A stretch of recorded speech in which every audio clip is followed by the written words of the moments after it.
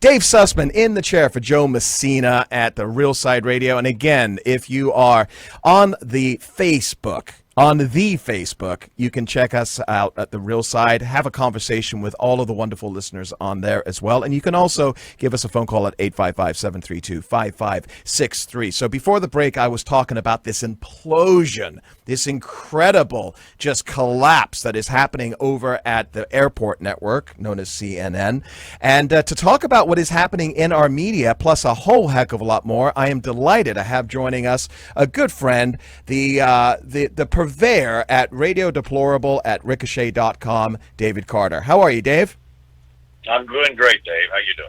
I'm doing really well. Thanks for joining us. So, first of all, I got to ask you this because you kind of seem to have your finger on the pulse of everything that is happening in our media. You are an observer. As a contributor over at Ricochet, you write so well, and obviously you talk about this on your show a lot. But do you think with sites like CNN or news channels like CNN that people are just, after the last couple, 3 years of being lied to, that they've just woken up? What's going on here? I would think that they would be, and I would think that the CNN's ratings, although I don't follow their ratings closely, I would think that their ratings would bear that out. You can only take so much hogwash before you change the channel. That's why radios have dials, right? You can listen to other things, and I think that's what a lot of people are doing. You know, it's interesting because when you have a conversation with people today and you talk politics, you still hear the same talking points that people are going to go, I think, in my opinion, to their grave. Do you see a shift at all, though? Because I'm obviously on the left coast. You're in the heartland. You're in the heart, Louisiana, Tennessee. Which one? You're right there with the real people. I'm in Tennessee. But my heart's in Louisiana. So yeah. Well, you've got the diehards, right, on either side of the aisle. But I think, and I follow some dear friends of mine, went to high school with some other folks that are on the left side of the aisle, and they remain adamant. It's the political equivalent of the Flat Earth Society. Regardless of the evidence, regardless of who started the whole Russian collusion thing, they will take those talking points, as you say, to their grave. Some folks in the middle, I think, are persuadable. And some people actually just listen to the empirical evidence and arrive at their own conclusions. Not as many as I like, but I think perhaps that tide is beginning to turn from the folks that I listen to. And when you say the tide is turning, what antidote do you have? I mean, evidence, anything in there? Well, I deal a lot with the public in my daytime job in retail, so I get to talk to folks from all across the spectrum. And folks that you would think would be fairly hardcore, particularly here in Memphis, which is a blue town, and they listen. They have heard the lies. They've heard enough to where there's a chink in the armor, if you will, of CNN and the mainstream, quote unquote mainstream media. They've sensed that they've been sold a bill of goods here, and so they aren't convinced necessarily that everything is hunky dory with the Trump administration, but they are open to listen, and they're open to the possibility that their news sources for so long might have gotten a few things wrong. Does this turn ever, or are we just going to continue going down this hill? Because obviously liberal media, and I know this is a continual subject for us on the right, we've been complaining about it for as long as I've known about politics, but it seems to have progressed in the last couple of 3 years with the candidacy and then the inauguration of one President Donald Trump. Does it ever turn? I don't know. One of the things that has turned, and I think it could be to our advantage, is that the left has turned hard left. They've gone full bore as far to the left as they possibly can, and I think that tends to discredit them a little bit. When you start telling people that their jobs really aren't that necessary, they don't need to be working in the oil industry, for example, things like that, or they're going to be taxed into oblivion. For folks, I drove an 18-wheeler for 15 years, and I heard firsthand the plight of owner-operators, for example, for whom just a little tick upward in the cost of fuel can be the difference between surviving as a small business and not. So when they hear about the green energy plan and things of that nature that's going to raise their cost of doing business, I don't think it really persuades them. In fact, it may persuade them to move to go against the people that they thought were on their side in the first place. Yeah, and I'm also thinking about it from the standpoint of business owners as well, because you deal with people, you're in the retail sector, you're dealing with people that are surrounding you who are business owners. What are you hearing about trade right now? Because I'm hearing one of two different things, and allow me, if you will. One side is, Trumpism, whatever he's doing, it's a means to an end, and let's get Mexico, let's get China to come to the table. This is the way to do it. And on the other side, I'm hearing folks that are business owners, retailers especially as well, who bought their goods before the end of last year. When you're buying stuff from overseas, that's generally what you want to do. Your price is cooked in for the next year, so they have to either raise their prices 25% and lose market share competition, or they have to absorb that loss themselves. What are you hearing? Well, there's an awful lot that goes, particularly in the brick and mortar retail side of it, that even it is difficulties even beyond the trade issue. As the internet increases and people can buy their goods without ever having to leave the house, and it saves a trip to the mall where, for example, if you're in Memphis, they stand a real good chance of being mugged going to and from their car. There's that. No, believe me.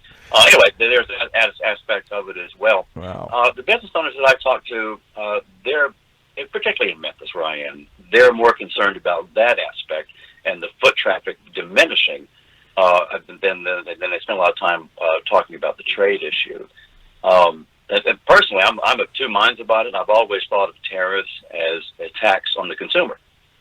And it doesn't strike me as that prudent to say we're gonna even this out by charging the consumer more in the end. However, the gambit seemed to have worked with respect to Mexico in the last week, right? Mm-hmm. So there's that aspect where you think that this guy in the White House might be just crazy enough that you might ought to do more of what he wants, and that's a good thing. I like other countries worrying a little bit more about what our president may or may not do. It keeps them off balance, and I think that's a good thing overall. Yeah, as of airtime right now, it looks like they're going to be putting National Guards down at the border in southern Mexico, and they seem to want to be coming to the table. They can't afford, obviously, a huge loss there. So you would stick around after the break. I want to get into some of your writing as well. We've got David Carter, who, by the way, real quickly, Dave, tell folks where they can find you and your show.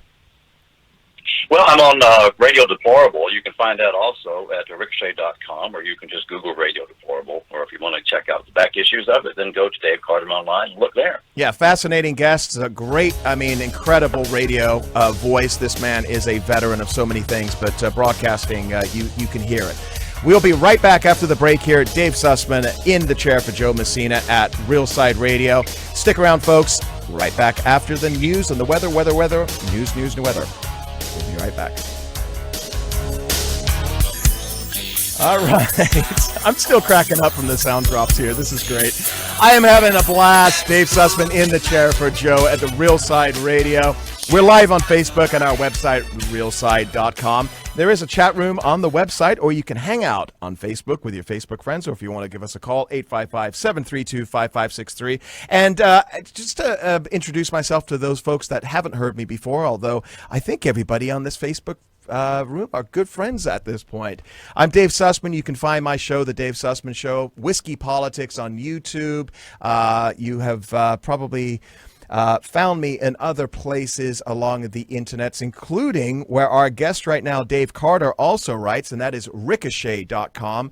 And speaking of writing on Ricochet.com, Dave, your latest screed on on a given Sunday. I got to tell you, I was reading it. I was drawn in.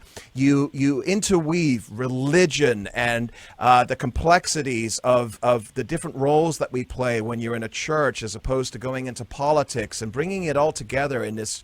It was poetry, my friend, and I recommend everybody go to Ricochet.com and find On a Given Sunday. Tell us a little bit about this article. It was, well, you're very kind. First of all, thank you very much. It really was a stream of consciousness, or what passes for consciousness in my case. It was just, there were so many things happening on that particular day. I was preparing for a podcast that I would have with you the following week. And then there was the issue of going to Mass and the different things that happened there. And so it was just all weaving that together. And there are anecdotes. Something happens during the day that reminds you of something else that happened years ago. Preparing for the podcast with you took me back to radio days when I was in the studio doing all the prep work and having a good time time with that. So it was just basically, listen to the voices in my head, right? When I was over the road years ago as a truck driver, I was at a truck stop in Fort Wayne, Indiana, and there was a guy wearing a baseball cap that said, "I do what the voices in my wife's head tell me to do." So what I did that day was just basically write what the voices in my head were telling me. So I'm glad that you found it intriguing, though. That's very flattering. Thank you. You write, here's an interesting dichotomy that has emerged between the difference in tone of my written work and my broadcasting. When writing, a certain voice takes over in my mind, and that voice is equal parts Mark Twain, Bill Buckley, and my grandmother. And you go on to talk about your family. I read that, and I was thinking to myself, the dichotomy that we have in our heads today, the political voices that we have in our head, as you just referred to, they do come. I think of us as playing different roles in our life. You're a father, a friend, a husband, a worker. You're a broadcaster on the radio, whatever it is, you're playing that role at that time. Do we have different voices in our head regarding our politics and our religion and those what identifies us as who we are today? I think so. We use the term echo chamber, right, to describe the things that we hear from our favorite media outlets and our information sources. But those voices echo sometimes in our heads as well, which is why we keep going back to them. So you'll find yourself, when you're talking politics with someone, depending on their level of awareness, will tell you, it will depend on who they quote and who you're hearing through them. Some people just channel various folks and voices through their head and through their mind, and you hear that. And who they're channeling can be very informative as to what their sources are and how informed they really are. I think we could circle this back to how we opened up this hour, and that is what we're hearing from the media, because you talk about echo chambers. I agree with you 100%. We're also locked into our echo chambers today, and the question is there any changing of minds once they are locked in? Absent something culturally or otherwise cataclysmic, I rather doubt it. I think there was a changing of minds on 9/11. Yeah. We had some folks, prominent folks on the left, that said, "You know what? This is nuts, and I'm going to go with the side that is trying to defeat and to defend us from these maniacs." And so, when something like that happens, it reorders the sensitivities and sensibilities of a lot of people. But then you see in time some of them troop back to the other side that helped bring all this about in the first place. So, absent something, as I say, cataclysmic, no, I don't see a lot of changes. Maybe some changes on the margin, but that would be about it. I remember a Hollywood star. He was one of my favorite at the time, and unfortunately he passed away way too young. His name was Ron Silver. I don't know if you remember him, bearded guy. Yeah. He was a big-time liberal, and 9/11 came around, and he did a 180 unlike anybody I've ever seen. And he told and this is, I can't believe 9/11's 18 years ago now, but he was telling people, he says all of his roles dried up. Everything dried up. So how many people do you think, I mean, I know you're not in Hollywood or anything, but business-wise, just generally speaking, how many people are afraid of coming out and telling the world and pollsters and friends and family how they really feel about situations with the fear of losing opportunities? Now here I see a different sort of, I'll say dichotomy, but there's a change. Okay, I work for I'll say a large corporate, high-end retailer, Mm-hmm. and in that world, there's a certain mindset, not necessarily an agenda, but there is a certain mindset, and you transgress against that at your peril, I believe. Now, in small business atmosphere, like I said before, well, no, that was not a problem at all, and you could say what you thought. Yeah, well, as a small business owner, you're your own boss. But the question is, do you lose opportunities that you don't even know about? I mean, I can attest to that myself personally. There's definitely been a difference between the time that I came out of the conservative closet, that is, and I kept myself quiet in business. There's definitely a loss of opportunities, and I'm not the only one that could suggest that. So, I mean, that's kind of their control mechanism on the left, isn't it? I think so, and they have a huge grasp. The left does on our cultural thoughts, our cultural identity. And going back to Hollywood for a minute, our mutual friend Andrew Klavan, when he started taking more of a conservative stance, I mean, things kind of dried up for him as well. Not completely, but I mean, it certainly became a lot harder slugging for him and for some others. So there are consequences. So what you do is you kind of keep your head down. You stay away from the more what am I looking for? The more tendacious and caustic issues, and just do your job, keep your head down, and go home. Yeah, yeah. Now you're seasoned in radio. You've been in broadcasting. You obviously have your own show at Ricochet.com, Deplorable Radio, Radio Deplorable. Got to check that out, folks. It's fantastic. And you said in this article here that on the air, I found myself increasingly indulging my mischievous streak, informed by the attitude of a seasoned curmudgeon whose cynicism was growing commensurate with my exposure to the power and political theater I encountered in the senior and flag rank power. Circles of my duty station. Talk about that, because I found that to be, there was just so much in that meaty sentence right there. Well, when I did the show, I was stationed in North Carolina, and I was had just come back from a 1-year tour of duty in Korea. And while I was in North Carolina, I'd made a couple of trips to the Middle East as well. So I've been to places where what we would call the pointy end of the sword. And that is, oddly enough, where I thrived. I come back to the States, and it's just a very bureaucratic mentality that I encountered on base, particularly in the senior ranks. The job that I had as a base historian, I was working directly for the general. And so I saw what happened in that power structure, and at times it was dismaying. The political theater that you would hope that those ranks would be inoculated from. It was like a soap opera at times. And so the radio show was kind of an outlet. Now there was no connection between my active duty life and my life on the air. But I did find that on the air I could kind of vent some of this in different ways.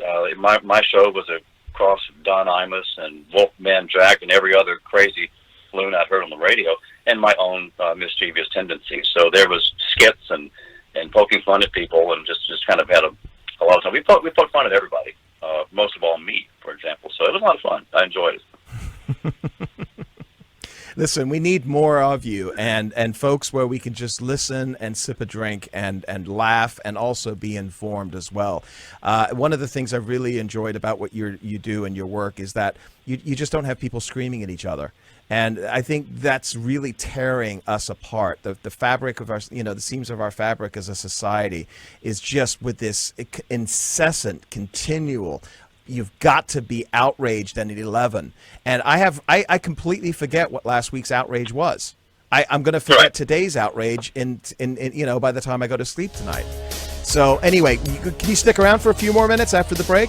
Absolutely. Okay, fantastic. Dave Sussman here, Real Side Radio. I'm delighted to have my good friend David Carter joining us, and we're going to be back after the break. A few commercials here to pay the bills. Don't get away, folks. We'll be right back, Real Side Radio. Dave.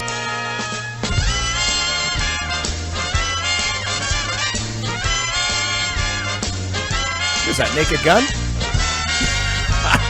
I think that's Naked Gun. Anyway, Dave Sussman in the chair here for Joe Messina.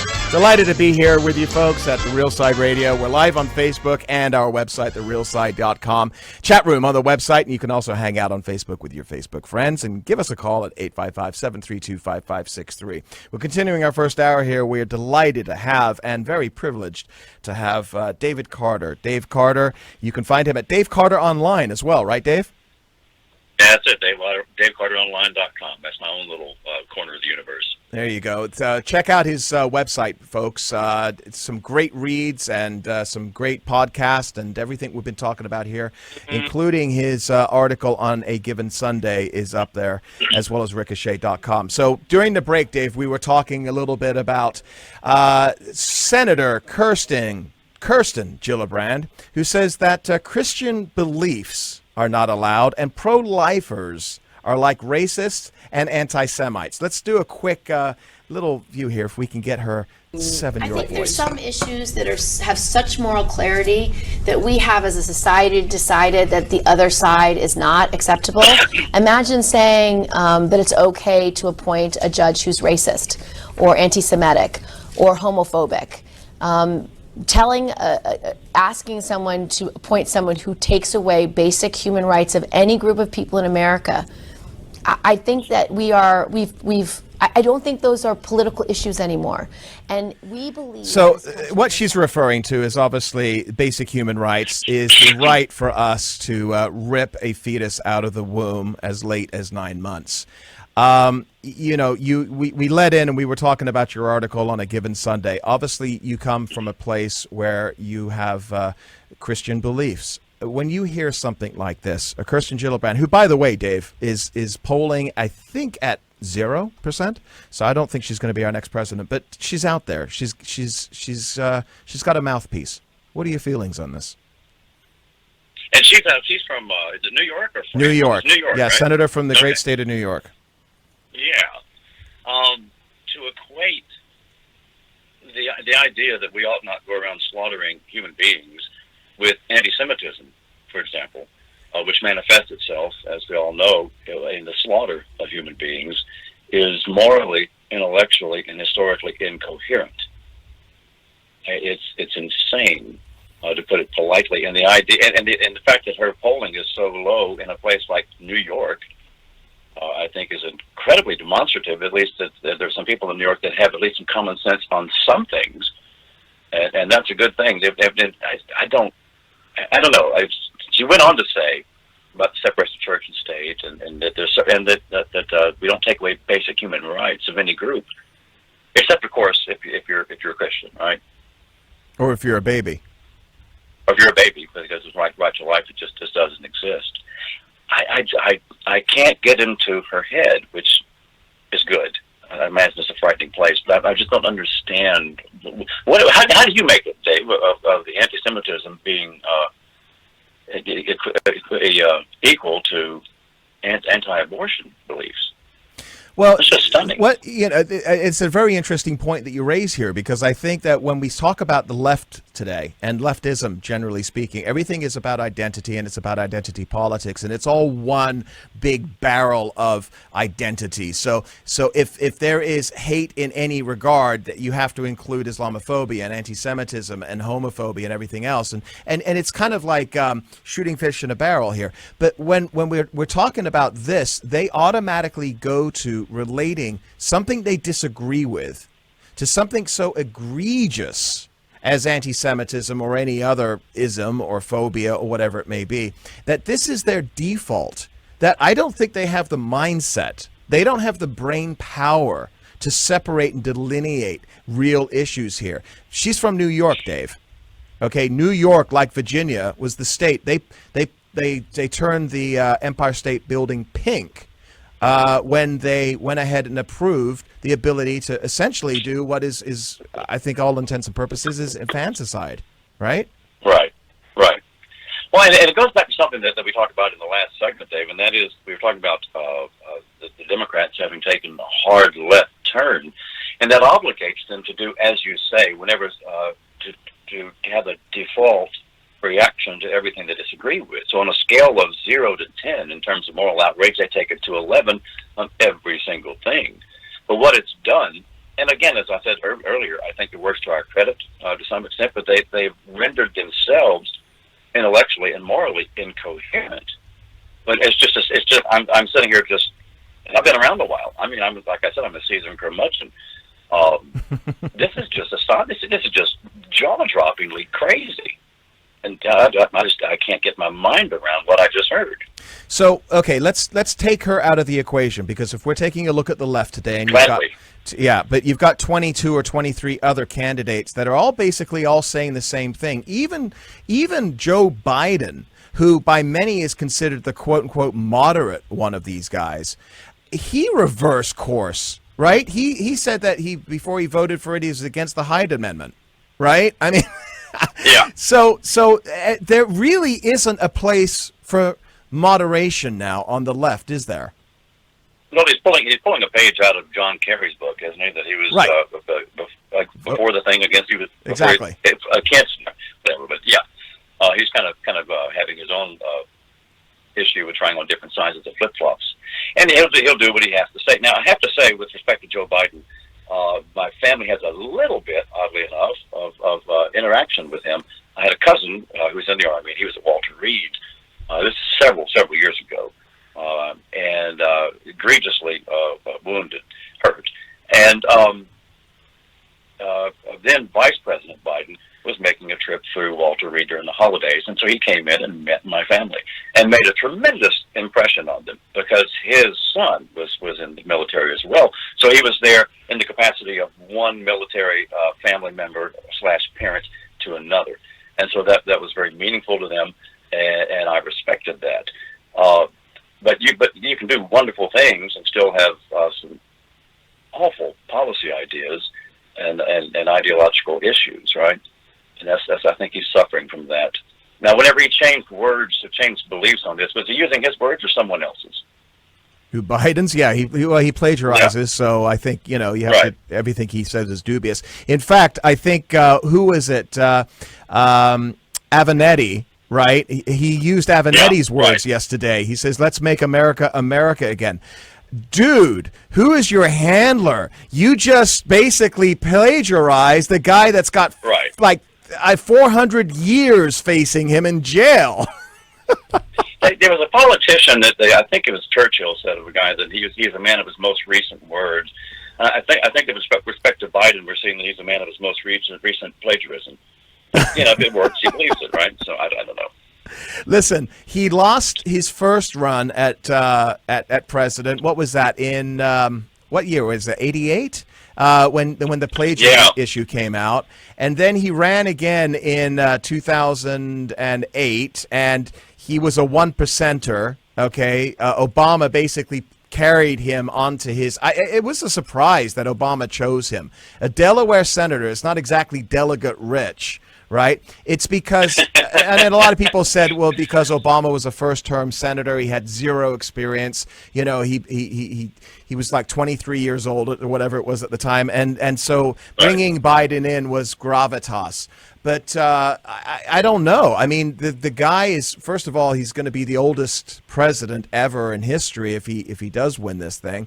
And he's an old white guy. Where is the progressive left? He's leading in the polls right now. But where's the progressive left on this identity politics and this? They're shaking it. They're shaking in their limos is where they are.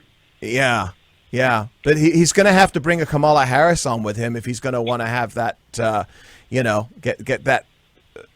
I think that the kudos from the deep left who don't want to see anybody white or male. Yeah. Right. Well, and maybe Biden could bring in a ventriloquist as never mind. All right. So, okay, let me ask you a question because I'm really enjoying this, and I know we're coming in for the last couple of minutes here. We can continue all night with you. Okay, it is now June of 2019. This is an off-election year. If you turn on the news, it's all about a horse race. One poll came out today. It's Buttigieg. The next day, it's Kamala Harris. The next day, it's Bernie. But where do you see this going right now? And I'm asking you, I know you're not of one, but I'm asking you, look in your looking glass, prognosticate 2020 for us. Oh, well, you see what powers of political persuasion I have rest on me not prognosticating. But, I'll just go on a limb and say Bernie, if there's still a pulse at that time.